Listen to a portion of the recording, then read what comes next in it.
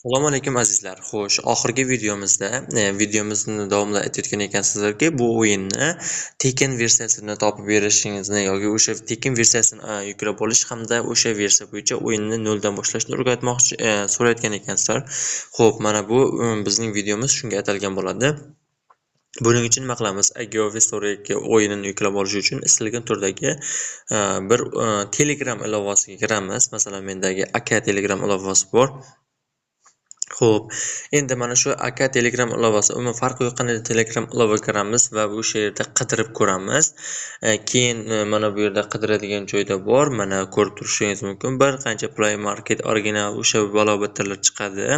Mana men obuna bo'lgan kanal, mana bu hech qanday pullik emas, shunchaki oddiy qidiruvlar natijasida chiqadi. Xo'p, mana Play Market original qavsiga yozib qo'yibdi. Ekranni to'liq ko'rib turibsiz.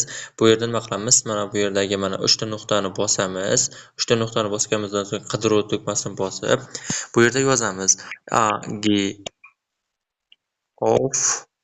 deb yozsak, natijalar xato qilib yozib qo'yibmiz, uzr. AGOF deb yozamiz, mana chiqib keladi. AGOF Sales, ya'ni shu nomlar bo'yicha kelib kelaveradi.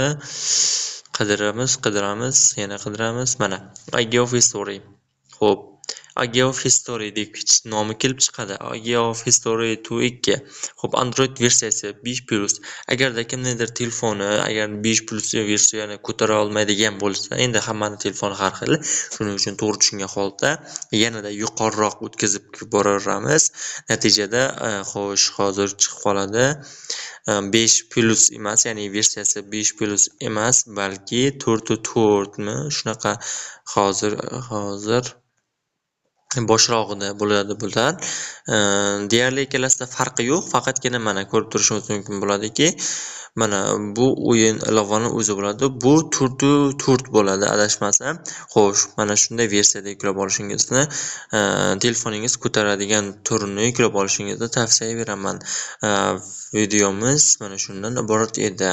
Keyingi videomizda noldan, ya'ni O'zbekistonda topilmayotganlar uchun yokida umuman O'zbekistonni o'yinni o'ynab noldan kirishi natijasida buyuk qilish yo'llarini noldan boshlab o'rgatmoqchiman, chunki bu haqida so'rovlar ko'payib bormoqda.